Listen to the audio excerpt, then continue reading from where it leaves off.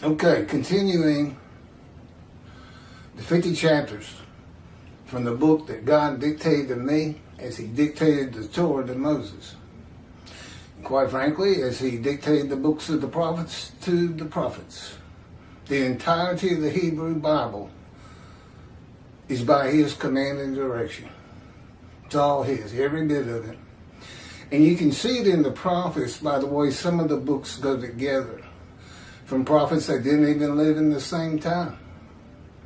To know it's the day of the Lord, you got to combine, actually, Isaiah, of course, 11 and 53. Jeremiah 31 is the most important because it says, when the land blooms again, the ruined cities restored, and Jerusalem rebuilt, I'll make a new covenant with you. Okay, it's a covenant of sin forgiveness. I'll write Torah on your heart, and all shall heed me. For I shall forgive your sins and iniquities and remember them no more. Same thing he did with the exiles.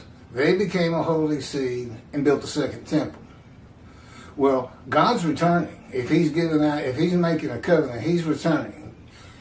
Okay, that takes you to Malachi 3, which is the only place you can find the covenant that you desire.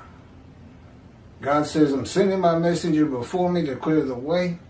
I'm returning to my temple, and the angel of the covenant that you desire is already on the way. Elijah's the messenger, by the way. He's the one that clears the way. It's not Moshe. So, let me get situated here. Torah written on every heart, chapter 11. No, I'm not seeing it. There. Chapter 11, Torah written on every heart. Again, this is God's writing. Now, I live a lot because I know all this so thoroughly, having been taught it, wrote blogs on it, turned the blogs into the book. And now I've been doing the videos since COVID. The ones we originally did had just seen too much wear and tear. God just kept having me repost them. Re-download, re-upload. And they're just, we pretty much phased them out. I don't see them coming up anymore. I redid all 50 chapters last week. And they've been posted 7 times. And they're already starting to show a little wear. So we're doing it again. We're going to keep them looking decent, which I'm quite happy about.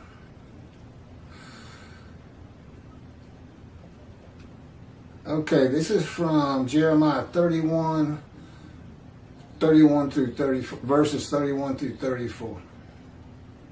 See, a time is coming, declares the Lord, when I will make a new covenant with the house of Israel and the house of Judah. It will not be like the covenant I made with their fathers when I took them by the hand to lead them out of the land of Egypt, a covenant which they broke.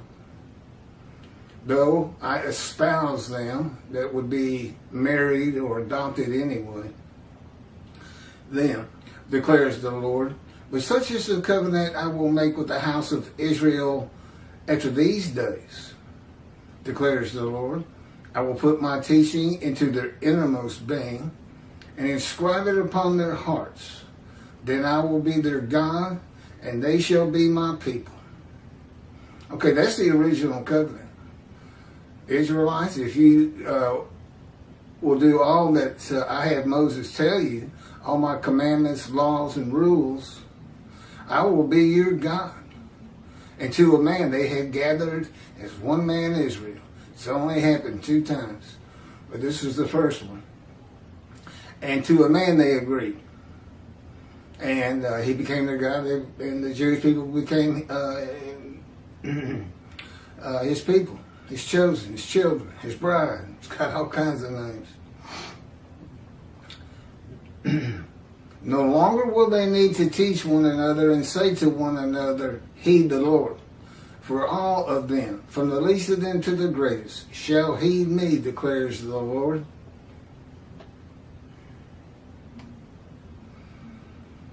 for I will forgive their sins and I will forgive their iniquities and remember their sins no more. The covenant to write Torah on every heart is fulfilled by amending the original covenant from strict compliance to being, quote, mindful of the teachings of my servant Moses, whom I charged at Oreb with laws and rules for all of Israel. Close quote. You can find that in Malachi 3. It's mindful. He's saying be mindful. It's not strict compliance. Every sect of Judaism is going to have to determine of their own what that really means and if they're going to change their ways or not. But it's being mindful, and it's going to help me draw people that I need to make righteous, to remove their guilt. Because I offered myself for guilt, but it's to remove guilt. And I'm the one that goes through all the wounding, punishment, suffering, crushing, bruising, chastisement, and maltreatment. But you haven't been maltreated until God does it to you. It's in His power and His words to change me. He takes somebody with a fiery spirit like Moses, like Ezekiel, believe it or not, and myself. But then He just beats you down to where it doesn't even mean anything. You can't. You just lose the edge you used to have when you were just mean. He's changed me greatly. And I laugh so much more than I ever did in my life. And that's the other book he dictated to me, The Life of God's Righteous Servant, which is my life. And it shows how I fit Isaiah 53. And I'm the only person who's ever been able to explain it properly. God wrote it that way. He did it on purpose. And I've explained that in plenty of videos. But, you can find God's fire of refinement where He's straightening a prophet up. In Jonah, Job, Ezekiel particularly. Ezekiel's like the key to Isaiah 53 and understanding it. And, of course, in 53 itself, you have all those words. I call them the big six: wounded, punished, chastised, maltreated, crushed, and bruised. But they all apply to me. But I'm not taking it in a vicarious manner. It just means I'm in the fire of refinement so that I can be the teacher of righteousness who makes the many righteous with my knowledge, not by human sacrifice or blood. But it is written so that you can't figure it out. He wanted it such that only the man described could explain it. And that's me. The purpose, there's four there's only 6 prophecies left that are unfulfilled. 4 righteous men to come. And this is the time to come. And 2 covenants. Covenant of friendship and this Jeremiah covenant of sin forgiveness, which I'm going to be explaining a lot more. 4. Okay? That's Elijah, the prophet like Moses, Moshiach, and the man actually described in Isaiah 53. You got 4 righteous servants, but only 1 description. I'm all for it. Yeah. I've already written 2 books dictate to me what is the unique about Moses. Well, there's the Exodus, of course, of which there's no need for today.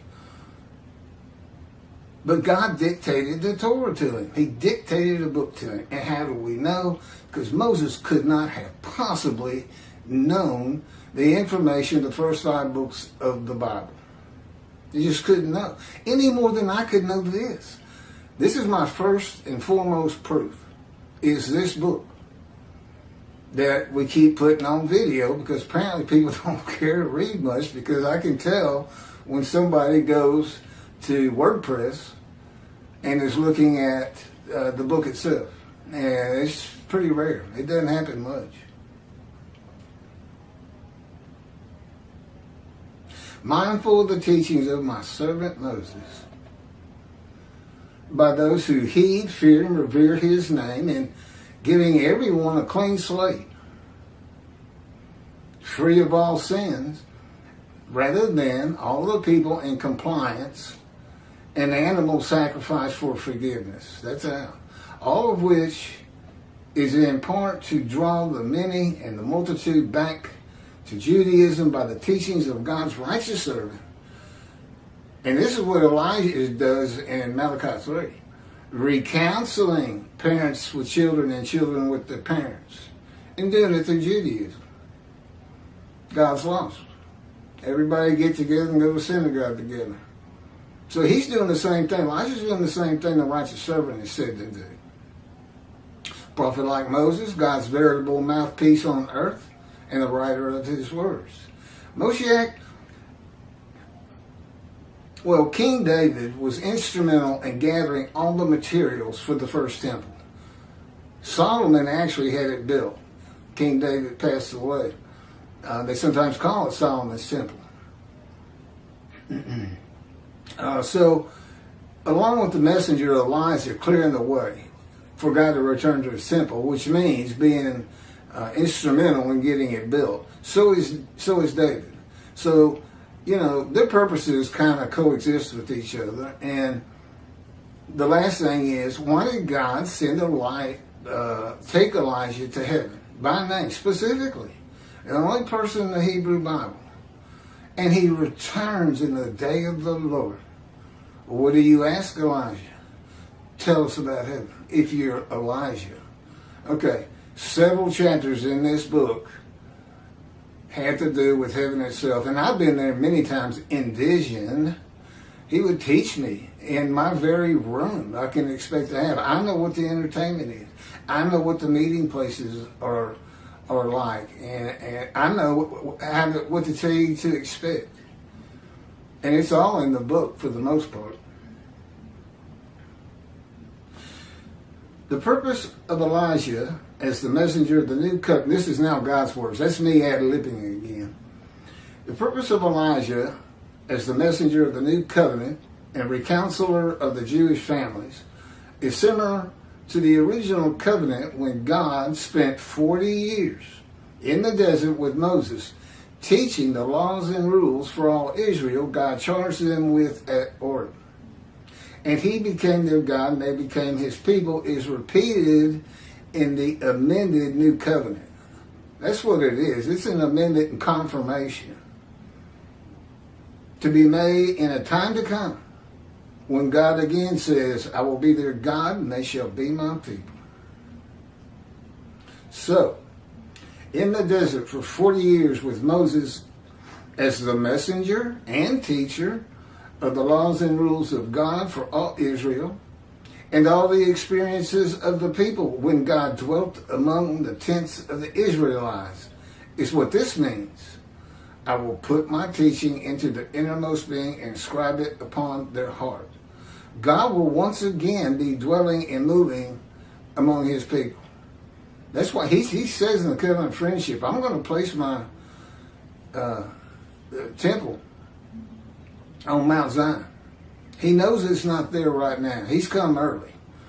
But, myself, I couldn't get that done. I mean, I can't believe the Jewish people hadn't built the temple. Forget the Temple Mount. He didn't want anything to do with it anyway. Just has to be on Mount Zion. I know all the problems with trying to get it up there with the Golden Dome Mosque and Jordan controlling it and on. The Muslim third holiest site, they say. So, what this really comes down to is everybody's got a clean slate, but they got to hear about it. They will have it when I get these books published. There's chapters that literally say that these covenants are there's some variants to that, but for the most part, it's so that all Jews throughout the world, we've got to have a big publisher, will have access to it. God's new scripture. And hear about it. But basically, they're going to be teaching themselves when they learn about heaven. Because it's a Jewish heaven, and you don't have a mind. God has to be the information of your mind for you to think. And he's going to do that with all things Jewish. Judaism, Hebrew Bible, Talmud, food, history, famous people, anything and everything Jewish will be the information of your mind. And he's doing it with me already. I'm living that life as though I had no mind. It's like they cut my spirit off from my mind. And that's how he orchestrates my thoughts. But he keeps it in line with who I am and very similar to the way I once thought, but there's a clear difference. But I'm still Keith, and in heaven you'll still be you. It's just a lot different when you don't have a human body. A lot different. I mean, that's hungry or wants to sleep and things like that. You'll have a form. I don't know how that works. He hadn't explained it to me.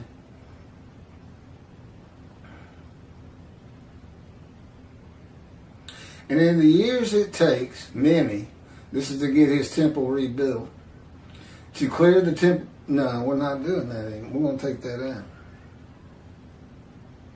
When Moses walked among the tents of the Hebrews, God was with him. You see, the Spirit of God alights upon you. That's Isaiah 11. Alights upon the twig of the anointed one. The Spirit alighting upon you is the anointment. And God is in his Spirit.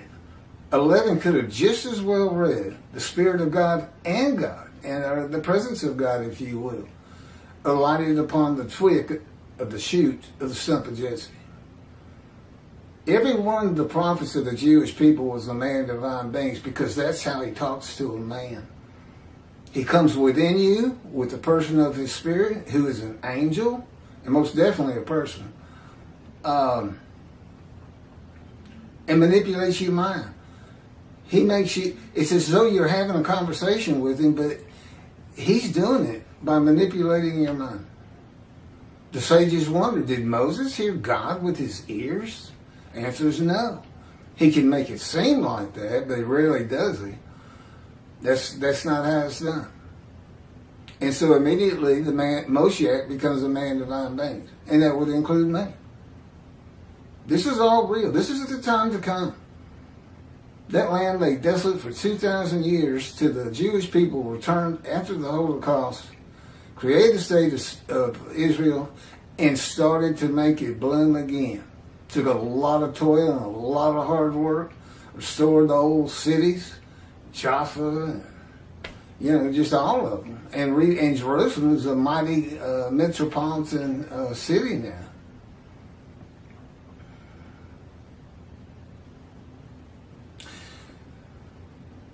Okay, so when he walked among the tents, Moses, God was walking amongst the tents because he's within Moses. And you can find that's actually in the Torah and particularly in Ezekiel. And I've already gone over it. When Adam, symbolic of Esau, the brother of Jacob, who never married a Jewish woman, all of his children were Gentiles. And they formed Adam. Gentile lands is what it comes to mean. Symbolic of Esau and Christianity and Judaism. Adam would not let Moses pass through. They did not let God pass through. But in the day of the Lord, God comes from Adam. That's Isaiah 63. Who is this coming from Adam? Gentile lands. And of the peoples, the Jewish people, none are with him. It's coming with the Gentile, at least in the beginning.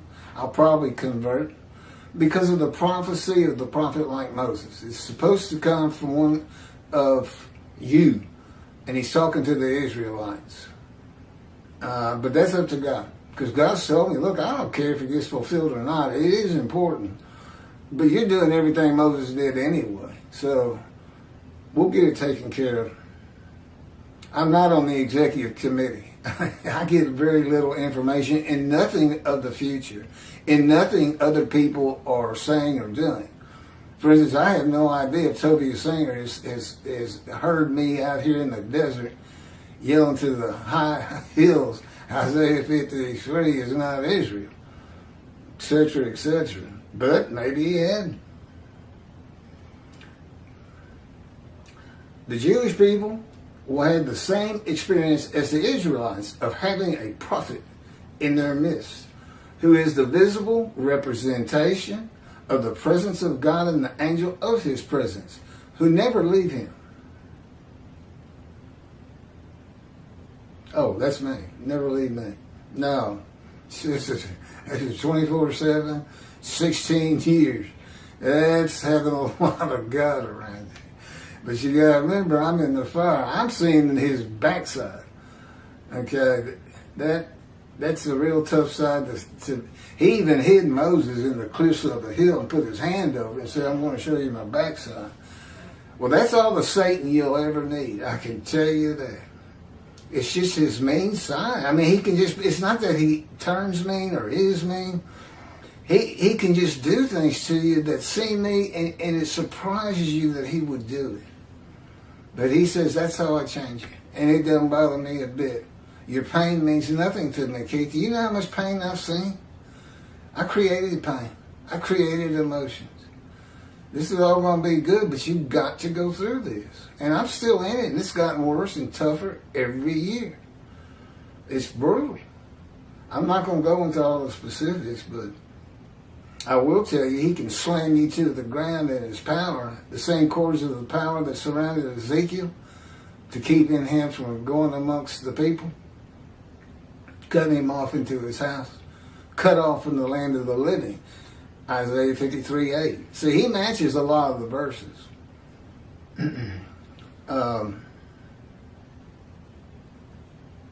In Malachi 3, God makes it clear that he knows many will fear, heed, and revere him, and that many will not. He points it out. Even when he has forgiven the sins of the Jewish people and remembers them no more. Many of the Jewish people do not believe in God and do not practice Judaism. Only 30% are observant. So, and he knew that when he made the covenant. I know it says all will heed him, but he said, that's what you would expect if I was forgiving everybody's sins. He said, but we all know better. I knew when I told the Israelites what sin was and not to do it, that they were going to keep sinning. You know, someone would come correct. And he says, it's really for them. It's to live a better life. The earth is harsh. But if you follow his rules, commandments, you'll live the best life you possibly could under whatever circumstances you're in. Yeah, everybody didn't have to be. I hear Jews for Judaism saying, well, if we were all sin-free to the best of our abilities, then maybe God will come back. That's not. It's just y'all return, I'll return. Well, you did return, and here he is. So your time is coming. It's right here. And he can speak through me just like he did Moses. He does it on these videos sometimes. Sometimes I don't even know he's doing it until I rewatch it. I said, wait a minute, that's you saying that. That's not me.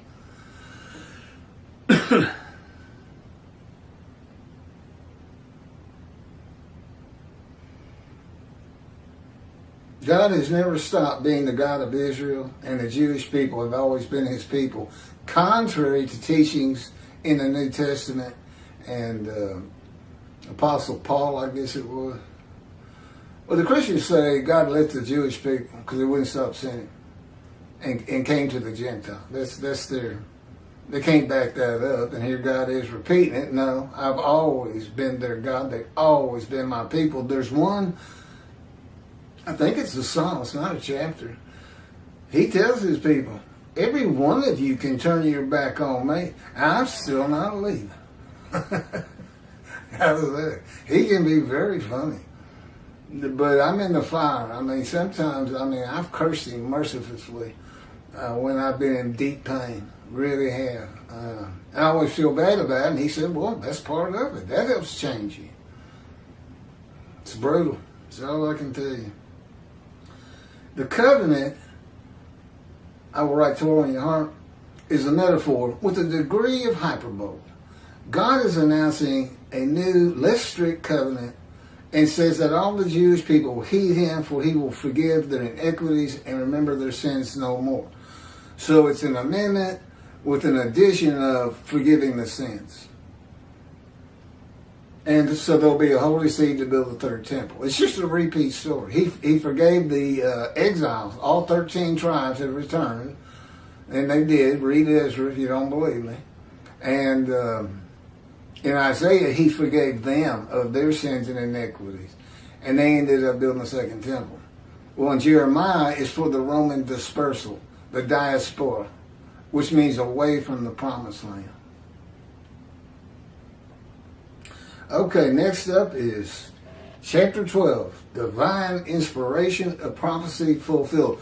One of my favorites. It is the most blatant manipulation of the New Testament that you can find, other than the great lie and deceit from the lips of Jesus himself. They go together. These are my top two. There's just flat out something wrong with your book and your unblemished lamb, who God has a top 10 lies of Jesus. I don't know if we put it in a chapter. They show up in here. Okay, next up, chapter 12.